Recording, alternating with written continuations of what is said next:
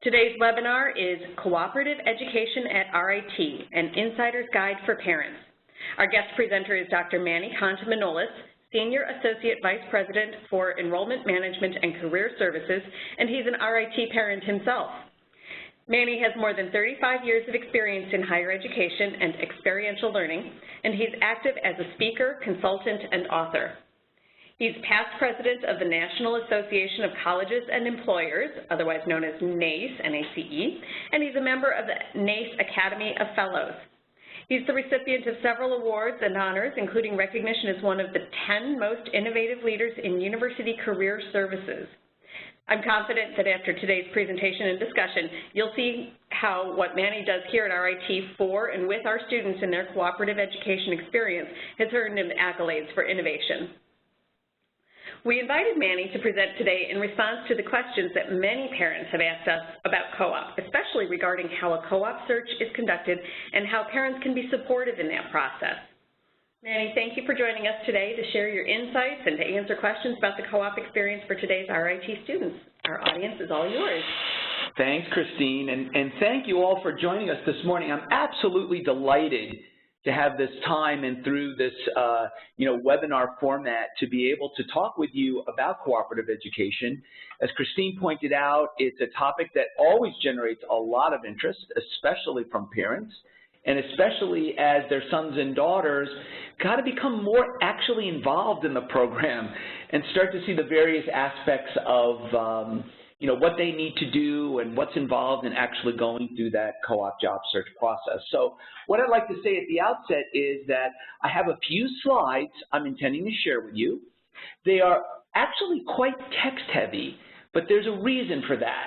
Since you will receive a copy of these slides, or at least have access to them, I thought it might be nice for you to see some of my statements in writing rather than having to rely on your notes or anything else for recollection. You'll also note that I've included here both my email address, my Twitter account, and also how to connect with me on LinkedIn. And I absolutely encourage you, as you'll learn later, our office works very closely with parents and trying to be supportive of the questions and concerns that you have. I certainly encourage you at any time to reach out to me or follow me on Twitter if you'd like to kind of see some of the things that we're sharing with your sons and daughters here at RIT and get a feel for the kinds of things that they're involved in. So there's essentially three things I want to do with you today. One, I want to be sure that you understand what the role of cooperative education is as part of the overall RIT experience. I certainly want you to better understand what students do and what my office does in working together with students to undertake a successful co-op job search. And lastly, I want to share with you some perspectives about the kinds of things you can do as a parent to assist not only your child's efforts, but the overall co-op program. So I'm going to move through some of this material fairly quickly so that we could be sure to have ample time to answer your questions. So let's start with, okay, as we think about all this, what exactly is co-op? And for those of you that were considering RIT along with other institutions, you may have heard terms like cooperative education, internship, thrown around at probably every campus you visited. It's very clear that the whole idea of experiential learning is incredibly popular within the higher education community. So I want to make sure that you understand what co-op means at RIT. So for us, co-op is one of a family of experiential learning programs that we offer at RIT. Our goal is very, very simple. We want to greatly enrich the student's learning experience. So having outstanding faculty members, having state-of-the-art facilities, all those things that you find at top universities today are absolutely necessary, but in our mind, they are simply not sufficient. We believe strongly at RIT, and it's been part of our historical mission, that what we need to do is give students the opportunity to apply what they're actually learning in the classroom in real-world settings and on real-world problems. So if you will, cooperative education is what we like to call the jewel in the crown of our experiential learning programs, and simply put, it's defined this way. It is full-time, paid work experience that's directly related to a student's academic program and or their career interests. Those two notions are very closely aligned because one of the goals of the co-op program is for students to begin to not only explore, but continue to refine their career goals and interests. So for example, it would not be unusual in today's world for a student who's studying in engineering to ultimately wind up upon graduation not doing engineering work, but perhaps working for an investment bank doing analysis work, or for a student in the liberal arts to be working in the technology sector. As a matter of fact, one of the most interesting things about the workforce today is that if you're familiar with services such as Groupon or Gilt or Rue La La that allow you to access fashion items online, well, there are predominantly liberal arts graduates that are writing the copy through those organizations as part of their marketing efforts.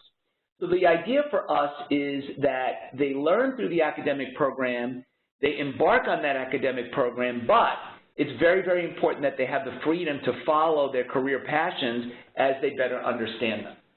Now, one of the most challenging things, I believe, for parents when we talk about co-op at RIT is they tend to think, and understandably so, that co-op is a program that's kind of a universal and applies equally and in the same way to every student at RIT. The reality is, however, that is not the case. Co-op may be required, or it may be optional, or it may not even be the preferred experiential learning mode. It depends entirely on the student's academic program. So when you think about co-op at RIT, the first thing I would encourage you to do is make sure that you understand the specific academic major your son or daughter is in so that you could properly put into context what those expectations and requirements may be for them. Because in addition to co-op, there are many other forms that we make available at RIT. For some of your sons and daughters, depending on the program they may be in, they may be more involved in internships. For those of you that might have sons and daughters in, for example, the physician assistance program, they will not be involved in co-op nor in internships, but they will have senior year clinical rotations. Some academic programs emphasize undergraduate research or a combination of study or work abroad. So just always keep that in mind, because anytime you interact with us or when you talk with your son or daughter or when you want to kind of focus your own research activities, it always begins and ends with their specific academic program. So having said that, the other question may be, why do we do this at RIT? Because let me tell you, not every institution does, and certainly not every institution does on the scale and scope equivalent to RIT's. So it's important that you understand that there are benefits to these kinds of programs for students, for participating employers, and ultimately for the university. So for us, for your son and daughter, as I mentioned earlier, we want the strongest, most meaningful, most value-added educational experience. And I really want to emphasize, co-op is an academic program that enriches the educational experience. Among the ways it does so is by helping students develop the skills that they're going to need to be effective once they graduate, to help them to put in the best context what they're learning in the classroom, to help them explore their career interests and to kind of understand the whole employment process, or quite honestly for many students, to better position themselves for further graduate study. Many students who complete our degrees and complete their co-op requirement also go on to graduate school, depending on where their career interests have taken them. There is absolutely no question that co-op directly correlates to successful employment upon graduation. More than half of our co-op students will receive an offer of full-time employment from one of their co-op employers either before they graduate or upon graduation. Now, that doesn't mean every student will accept that offer. Depending on their background, depending on their interest, they may continue to explore and look at other kinds of opportunities, but it's very clear employers use the co-op program as a vital pipeline for their full-time hires. So we want students to get the stronger educational experience, to build their skills and competencies, to make their education more meaningful, to really, develop their career skills and their career goal. And on top of all that, because co-op is paid, they are actually compensated for all their work. And I'm going to talk to you in just a little bit more about that. Now, you may also ask, we can't have a successful co-op program unless we have employer partners. And as I mentioned, we're very, very privileged at RIT to work with thousands of employers who want the talent that we produce here. So for employers, they want access to that talent, and they want it early. They want to be able to engage students to interest them in their companies, in their industries. Co-op students contribute in enormously significant ways. I want to be very clear on this point that we work closely with our employer partners. We have expectations, as do the academic departments, about the kinds of things they need to be doing while they're on the co-op assignment. So this is not like what you've read about in the media about students fetching coffee for people or, making copies or those sorts of things. That's not what co-op is about. We have clear expectations about the level of responsibility and the project work that an employer must offer to a student. Now, there's a range there, depending on the student and depending on the employer and depending on whether this is the student's first co-op versus a later co-op. So all those things are taken into account. But employers really value that talent. They value the perspectives that the students are able to provide. They, above all, value their contributions while they're on the co-op assignment. And as I mentioned to you earlier, it's a primary source for employers to, in essence, evaluate people, cherry pick those that they think are particularly strong and a good fit in their organization, and continue to work with those students and hopefully attract them to their organizations upon graduation. So for employers, for a very modest investment, they get tremendous returns. Lastly, as I alluded to earlier, this has to be valuable for RIT as well, and let me assure you that it is. We're one of only 6 large cooperative education institutions in the country. So we can offer a very distinctive educational experience that most universities absolutely cannot. We know what a huge difference co-op makes to students in terms of their knowledge, their maturity, their confidence at graduation about the kinds of things that they want to do and not do. And it also, for the university, allows us to expand these employer partnerships into many other relationships. So our co-op employers often work with us on research projects. They often engage with faculty and students on various projects through capstone seminars and other kinds of opportunities. And at the end of the day, for those of you that have visited the RIT campus, I'm sure you've also seen corporations that have helped subsidize laboratory facilities, have helped support RIT in other ways, allowing us to continue to be competitive and offer all the kinds of state-of-the-art services and programs that we pride ourselves on. So, as you think about those things, let me just give you a little snapshot view of what co-op means at RIT. In this past year that we just completed, the 2014 year, full year that we completed, more than 4,000 students completed almost 5,500 different work assignments with more than 2,000 employing organizations. Now, those organizations were throughout the U.S. and increasingly overseas. And collectively, those students earned in excess of $37 million. And as a matter of fact, I noted this here for you because many parents ask me, the average hourly rate of pay for a co-op student during 2013-2014 was $17.98 an hour, and the median was $16.50. So for those of you that may not be familiar necessarily with that term, it basically means that half of the co-op students were paid above $16.50, and half were paid below $16.50. So as you can see, these students are well compensated overall, but clearly salary will vary from student to student and from program to program and from geographical region to geographical region, obviously, depending on the student's interests and what particular areas they're pursuing. But I think the takeaway with regard to this is I want you to have a feel for the size and scope of RIT's program. It is, by all accounts, either the third or fourth largest program in the United States and probably the fifth or sixth largest program in the world in terms of the number of students that contribute.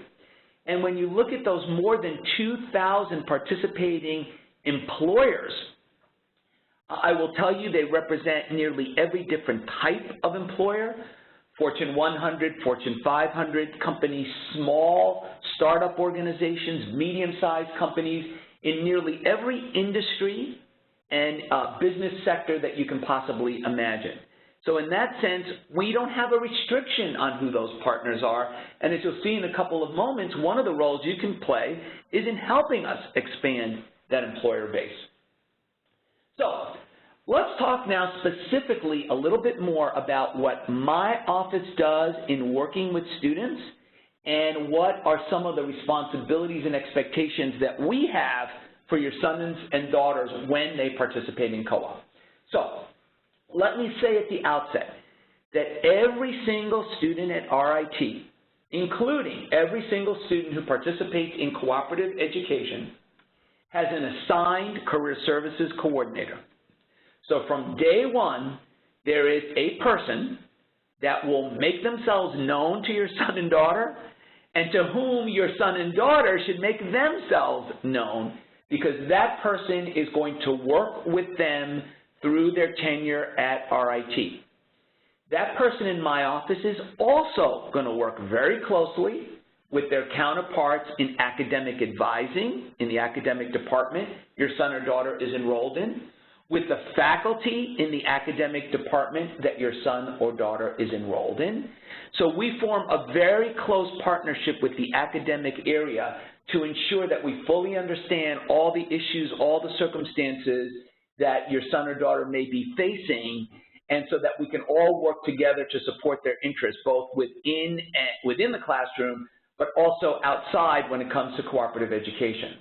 So, I could say a few simple words by saying they have an assigned coordinator, but it doesn't do full justice to all that that person does with your son or daughter.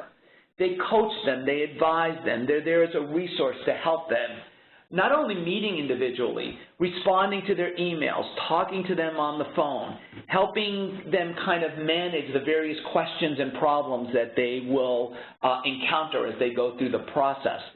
And that program, that coordinator will be there to help them before they begin their co-op, during their co-op, in the event that there are any problems or issues, and after their co-op when they return. So that person will continue to be there for your son and daughter throughout their enrollment at RIT, and a distinctive feature of what we do here is that will be the exact same person that will be working with them when it comes to saying, well, I've met all my co-op requirements, I'm now getting ready to graduate, and now I'm thinking about what am I going to do upon graduation. So if you think about it, it's a kind of cradle-to-grave approach that we like to take in terms of working with your son and daughter. Now, we offer through our office a full range of individual and group instruction and training. So we have workshops and seminars that we offer year-round. Many of those are cataloged and available online through our website. So students can participate in seminars, many of them, by the way, not offered by our office, but with alumni and employer presenters. We believe it's very important that students hear directly from experienced alumni and employers about the kinds of things they need to do to enhance their skills, to be sensitive to, and so forth. Many students in several academic programs will actually be required to participate in either a co-op preparation course or a series of mandatory seminars to make sure that they have the appropriate orientation and preparation before they begin that initial co-op assignment. We also have a large array of online content and services. You know, students today start thinking about these things, let's say, in the middle of the night or on weekends and not during our normal business hours. So it's very important that we have online information available to them at all times. And of course, our office spends an extensive amount of time developing employer partnerships, visiting employers, making sure that they're providing the right kinds of experiences, and always looking for new employers so that way, you know, we can continue to kind of expand those partnerships. And as I mentioned to you earlier, we work closely with faculty and the academic advisors because that's critical. So now let's bring that to what does that mean for your son and daughter? Well, number one, what students kind of think about often is that they need to commit to a job search plan. So we will reach out to your son or daughter, we will provide a whole range of services to them, but ultimately, we don't place them. We don't say, hey, Manny, we want you to show up to work on Monday of next week because we think this company in this circumstance is perfect for you. They need to commit to a job search, and they need to conduct that job search, of course, with our full help and assistance, because the goal is to make sure that they learn the kinds of skills that they need to develop and that they will continue to use for the rest of their lives to undertake an effective job search. So the first thing they need to do is to commit to a job search plan. Often we put that plan together with them and check with them to make sure that they're actually executing that plan. They also, and again, you have wonderful sons and daughters, we have wonderful students, but I will tell you, it's very, very challenging to be at RIT, to worry about your academics, to engage in your personal life and in all the extracurricular activities we offer, and, oh, by the way, to carve out the time necessary to an effective job search. So a lot of students kind of struggle with that initially. They haven't yet early on figured out how much time they need to invest, what's really involved in that. So it's terribly important that they're aware of all those services, and you as parents can encourage them to make sure that if there's workshops and seminars, if there's opportunities to apply for jobs or to participate in on-campus interviewing, that they make sure that they're doing it. And, you know, students get busy, they get distracted, and all of a sudden it's like, uh-oh, I need to get a co-op and I got to get going. And it's the kind of thing like a class project. If you leave your final paper for the last couple of weeks before it's due, you're not going to be able to do as good a job and be as effective as when you start thinking about it earlier in the course. So we encourage students, push them to participate in all the recruiting activities that we have, and most importantly, to continue to stay in close touch with their career services coordinator. Students who work closely with their coordinator, who stay in touch with them, really increase our chances that we can help them when they run into trouble. And I will tell you, students will run into challenges. They'll run into challenges and they'll say, well, you know, I applied to 20 companies and it didn't work out for me. Well, depending on what program that you're in, it might take more than applying to 20 companies. There are a large number of factors that will impact a student's success, especially on their first co-op. So some of the things that are incredibly important for the typical employer is, A, student academic performance. So students who struggle academically, you know, sometimes some employers will not select them for an interview because they're not performing as strongly academically as other candidates might have. So we emphasize that academic performance is very, very important. Students need to be flexible. And I know that may sound obvious to all of us, but, you know, sometimes students will walk in the door and say, well, I'll only work for this company, I'll only do this thing, this kind of work, and I'll only do it in this part of the country, or back in my hometown, or where my boyfriend, girlfriend is also co-oping.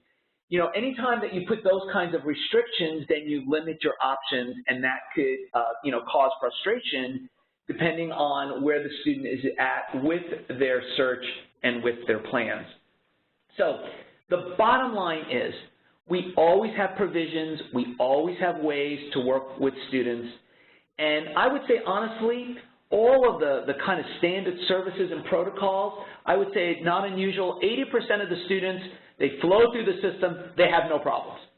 But there's always 20% that will have some interesting challenge or something different or something they're unique to their circumstances. And I want to assure you that we do and will always spend time with students who have those special circumstances.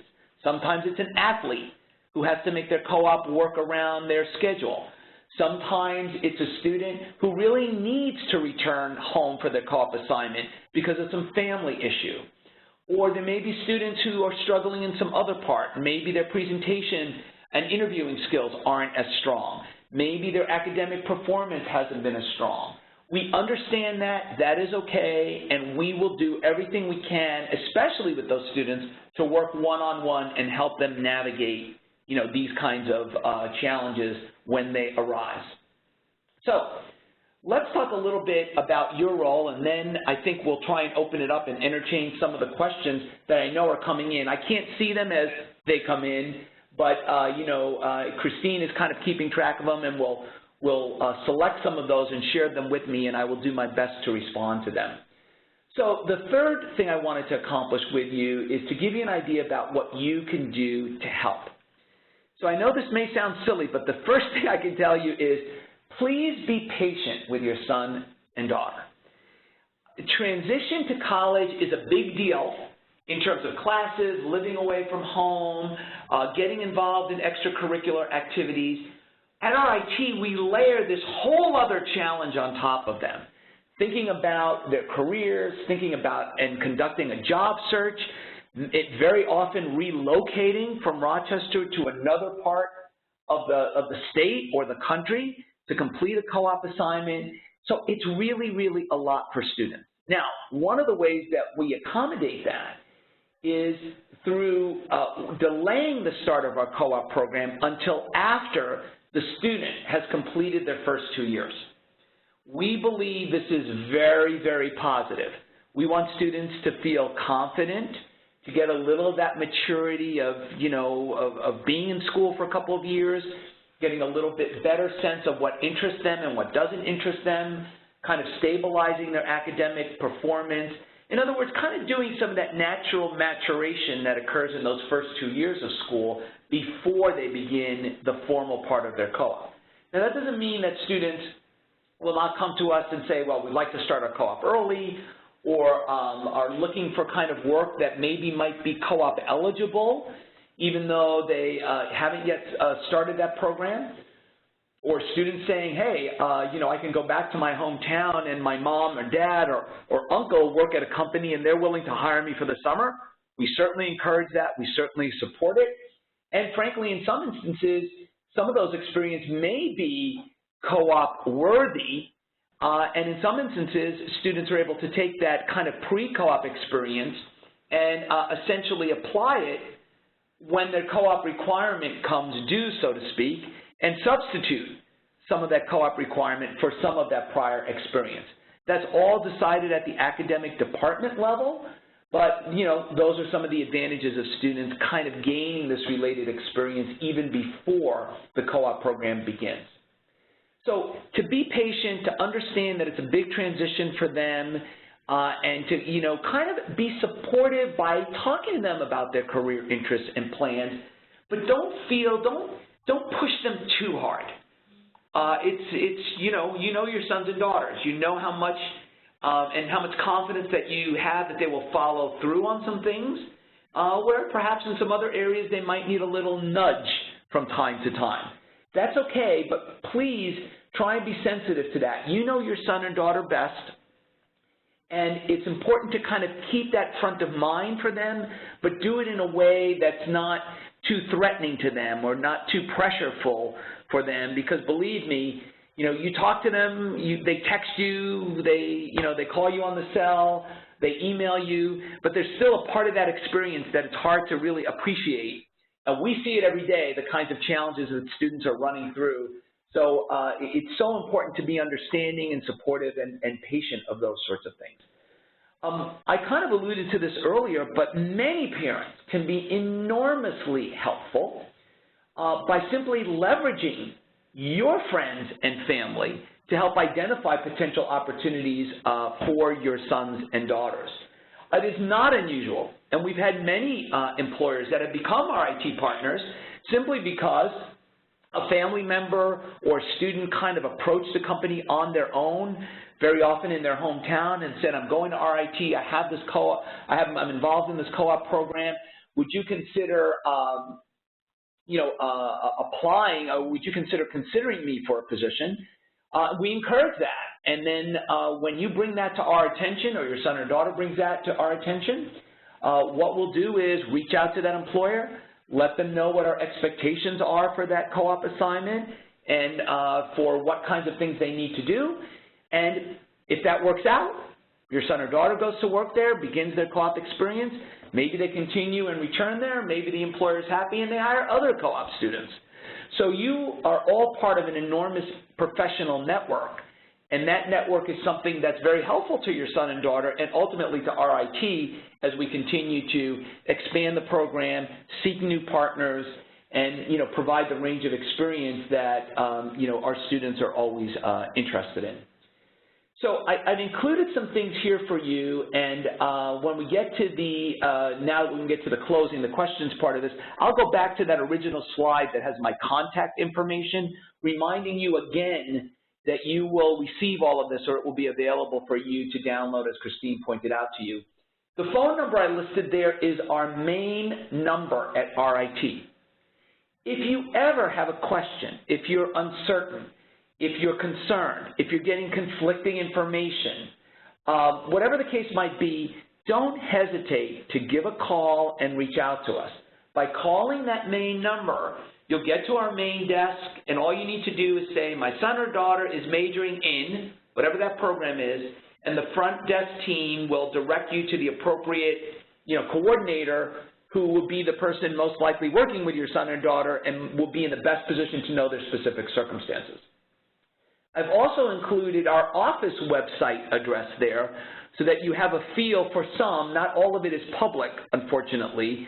Some of it is behind a firewall, but it will give you a flavor for some of the content and information that's always available to students.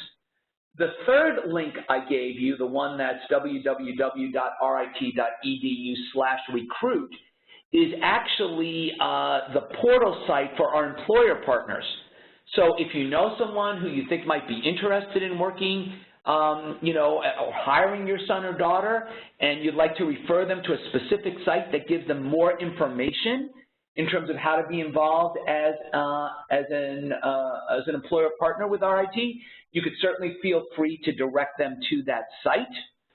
And of course, you may visit that site as well, so you get a feel for the kind of information we share with employers. That is also a good place to find out information that many parents ask about, things like, well, what are the kinds of things that co-op students typically do? We have actually marketing pieces that are based on individual students' academic programs, so you can kind of get a feel for what are more the career aspects of a particular program, including typical salary information specific to that major for co-op students, for graduates, and so forth. So, of course, in the short time we have, I'm not going to be able to cover everything, but I do want to give you a high-level view and also make sure that you know that our office will always be available to interact with you, to help you figure out what you need to figure out. Now, having said that, I really want to be very, very clear that we are not at liberty to tell you everything.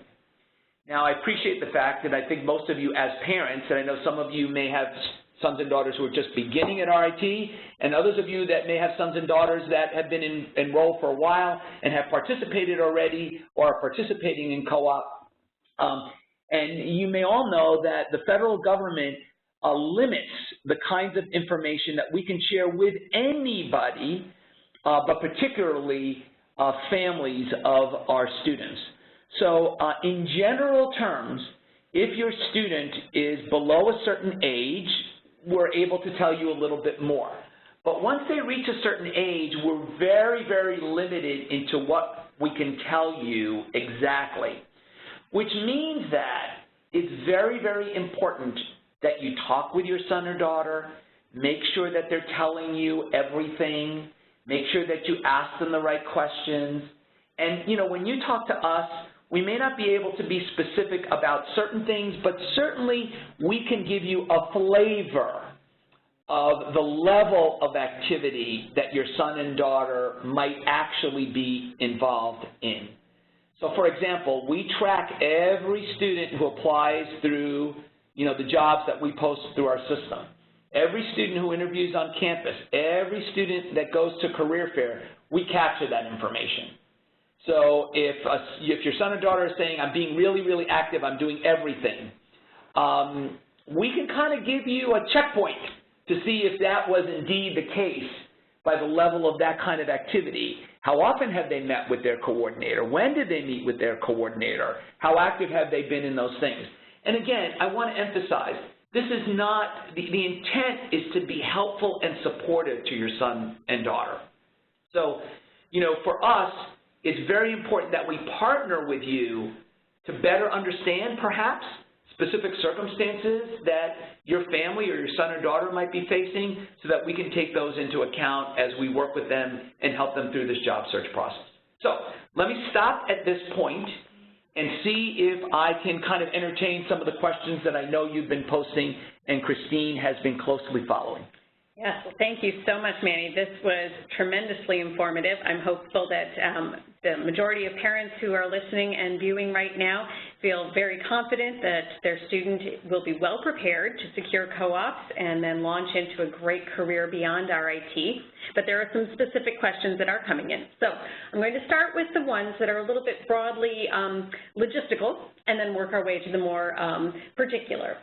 So in the broad sense, so we've got tons of students here and many career coordinators. About how many students are assigned to each coordinator? Let's get some perspective on how many students are engaging with a coordinator at a time. Sure. Well, it will kind of vary depending on academic department. In other words, there's not a set number where we say, you know, someone has to have 500 or 600 or 700 students. The co-op students that we work with at RIT actually take, as you might imagine, especially in the mandatory programs, more time, more effort, more involvement because the expectations are much greater for the students actually participating in co-op than they might be in an optional program where students kind of, you know, have a lot more control over their involvement. Typically, I would say on average, cutting across all of those, over the course of a given year, a typical program coordinator would be responsible for probably between 500 and 600 students that might be looking for co-op jobs over that time. Of course, because the co-op schedules vary, and again, they vary by academic department. Let me give you an example. There are students in engineering who are typically required on a scheduled basis to either go out on a co-op spring and summer or summer and fall. There are other programs where students might be going out in the fall semester and then going out again in the summer. Very often, once our staff can help that student secure that first co-op job, then the student may return to that co-op employer. Great. Then we don't have to worry about them, or the student doesn't have to worry. So that always changes the calculus as well. Great, thank you. That helps considerably give some perspective. Co-op applies to undergraduate programs and some graduate programs as well. Do the career coordinators distinguish between degree level in prioritizing assistance, or is assistance given first come, first served? No, assistance is given to all undergraduate or graduate level when it comes to co-op. And that's how we make our coordinator assignments to make sure that we can balance those responsibilities out. Some of our staff work exclusively with graduate students, not only for co-op, but also for full-time opportunities upon graduation. There are no mandatory graduate-level co-op programs, although participation is certainly high, for example, among MBAs, master's students in computing and in engineering. That's probably where the highest participation rates are. But at the undergraduate level, our first concern is with students in mandatory co-op programs. So we make responsibilities, assign responsibilities to coordinators and so forth to really make sure that we can give our primary attention to those students where the pressure is the greatest. Great. And in any program, whether it's a mandatory program or not, how early should a student be in touch with their career services coordinator? That's a great question. Typically, the model we will follow is, as I mentioned earlier, students typically don't begin co-op. There's actually one exception now that I think about it, the hospitality program, where students can begin after their freshman year. But for literally everybody else, it begins after they've completed their first 2 years of school. What that means is we will reach out to your son or daughter, because obviously we know who they are, working through the academic departments. We will reach out to them during the fall semester of their second year, essentially more than a full year before their co-op requirement begins to kick in. There may be at that time mandatory orientations. We may offer them through academic classes in conjunction with the academic area. We want students to begin thinking about things like, what do you intend to do this summer between your second and third year?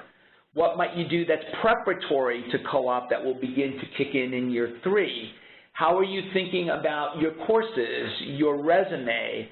What are the kinds of industries or geographic areas that you're kind of thinking at this point you want to do? We want to make sure that students understand the resources that are available to them, the online systems, which by the way becomes important because we have an online tool, including a mobile app version, that students are able to access job postings, to set up search agents that will push available jobs to them, to be able to refer or submit their resumes electronically to employers who post, or to go right to an employer website, which is increasingly the mode, and apply directly online. So, you know, it becomes terribly important that we get students aware of this as soon as we can, but not too soon. So you can't do it too soon, you can't do it too late. You got to hit that right sweet spot so that it kind of fits in with their own thinking and planning. So in general, we'll reach out to students during the beginning of their second year, and typically we will have students who will begin in earnest their search, minimally the semester before the time they go out on co-op. So for example, a student looking for a spring and summer co-op assignment, they really need to be actively searching at the very beginning of fall semester before that co-op period. And the savvy students are beginning that summer instead of the fall. So planning is critical. Related to planning, we have two questions here that are kind of connected. One, David would like to know about the opportunities of co-oping abroad and historically where that has landed students, where the opportunities lie. And Gina would like to know about whether or not there's assistance in securing affordable housing during their co-op assignments, and that applies domestically and internationally. Sure. Also a great question. Let me start with the second one first. Clearly, there are a couple of advantages we can offer at RIT to this. First of all, we have many students who wish to work in the Rochester area. You know, they become part of the community here, the college community, the local community as a result of their interests.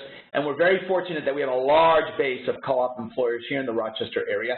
One of the pluses that we do at RIT that not every institution does, but if a student is on a co-op assignment here in Rochester, they absolutely can continue to live in university housing, whether it's on campus or in university apartments adjacent to the campus. So it's not unusual, and I have to be quite honest, a lot of students love to have their apartment life here in Rochester, or even live in the residence halls, and in essence kind of go to work every day and then come back and go, oh, I don't have any homework to do. It gives them a different kind of ability to engage with the community. So that's something that's very positive from our standpoint for students who are living and working in the area. If students are working outside of Rochester, or let's say outside of their hometown, then I would say the vast majority of employers that we work with will actually help the student secure housing. And that will range from giving students minimally assistance in locating short-term housing options. They often do that through the HR office and through the relocation services partners that many companies use. Larger companies will actually have subsidized housing specifically for their co-op students. Many will pay relocation expenses for a student to, say, get to the co-op and then return home at the end of the co-op. It just really largely depends on what area of the country and who the employer might specifically be.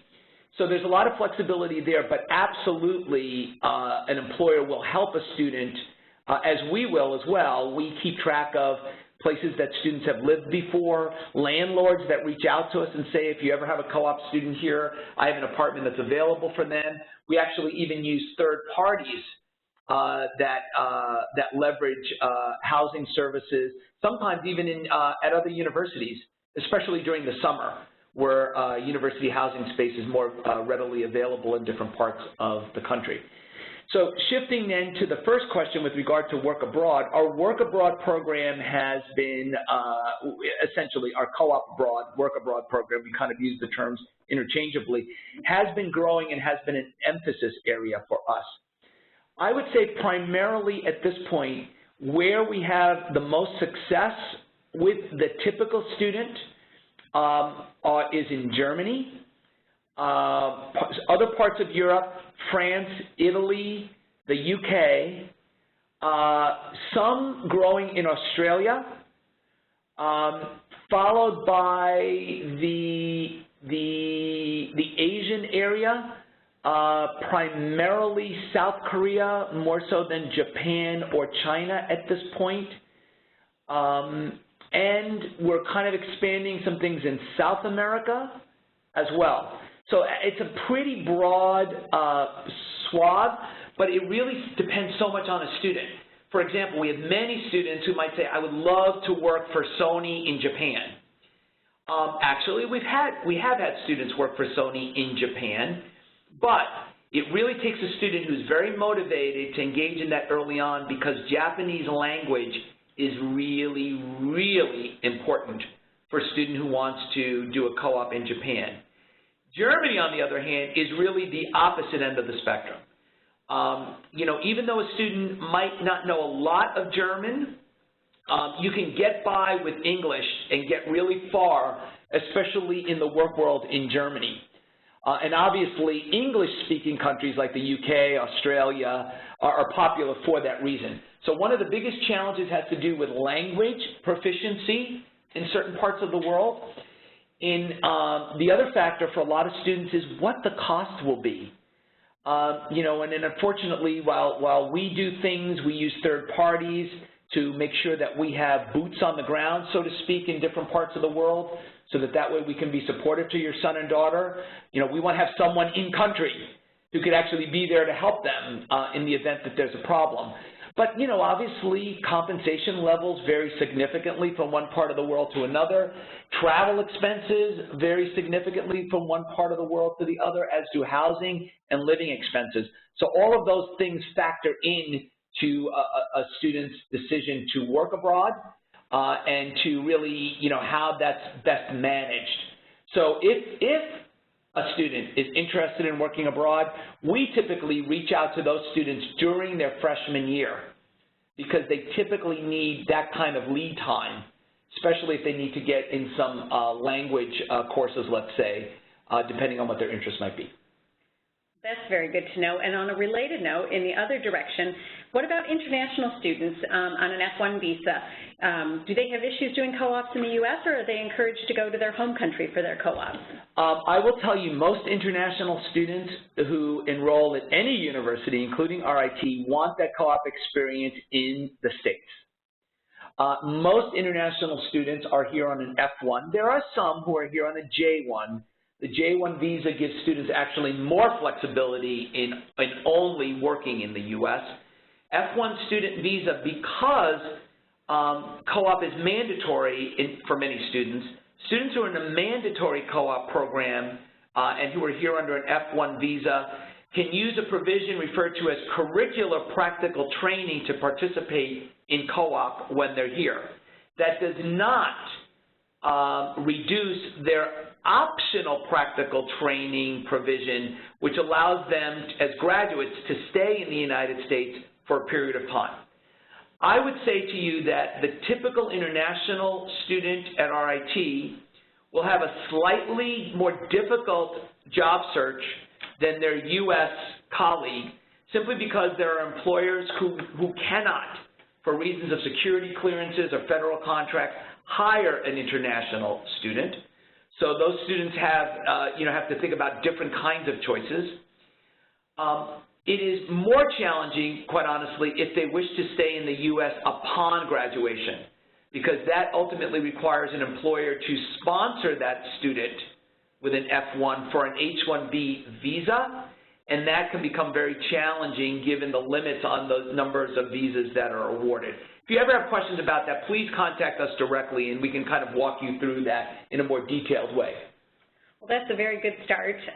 We've got time for one last question, and I see that there are many more in the queue, but know that you can follow up with Manny afterwards or with us, and I'll tell you how to do that at the end. But for our last question, it's also a kind of a combined question. When students run into complicated situations, they've lined up one co-op, they haven't quite gotten to the next one, it's clear that there's a lot of assistance out there. So one parent has kind of wrapped this up neatly and has asked, for those programs where co-op is a graduation requirement, what would you say the percentage of those students who have to have those co-ops, what's the percentage historically for securing those required co-ops or internships within, say, 5 years? I would say the last time we did that calculation, it was somewhere around 94.5%.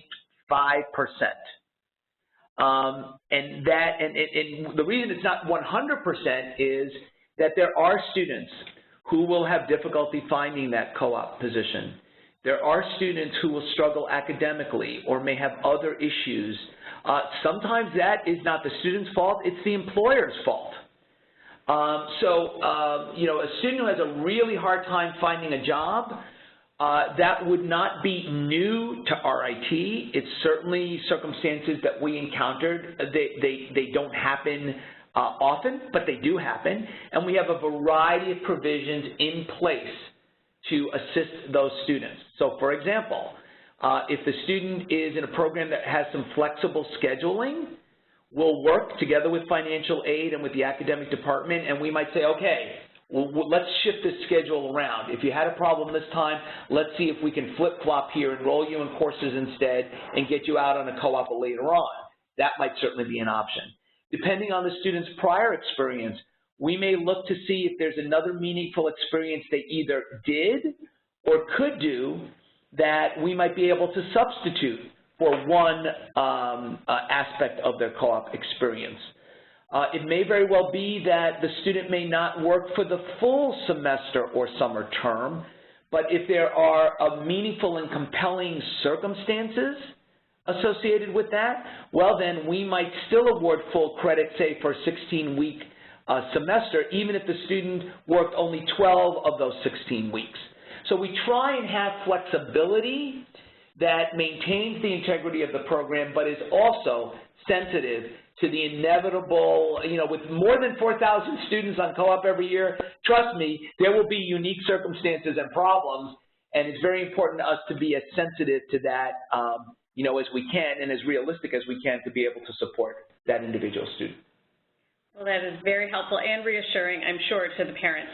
So that's all the time we have now for questions. I think it's very clear that if our students have a lot of initiative, some smart flexibility, and put time into planning and communicating regularly with the Career Services and Cooperative Education Office, they will come through quite well, and we're always here to help. So if you have additional questions, you can email them to us at ritalum, that's R-I-T-A-L-U-M, at rit.edu, or you can tweet them to @RIT_alumni with the hashtag #MeRITWebinars, and we'll direct your questions to Manny. Of course, he's also provided his contact information, and you will receive those slides within a week. And in the next week, we'd love to have you join us for our next webinar on Tuesday, June 16th. We'll have Professor and former Naval Reserve Intelligence Officer Bob Gerace presenting Africa and the Middle East, Terrorist Threats. It looks like it'll be a fascinating conversation as well.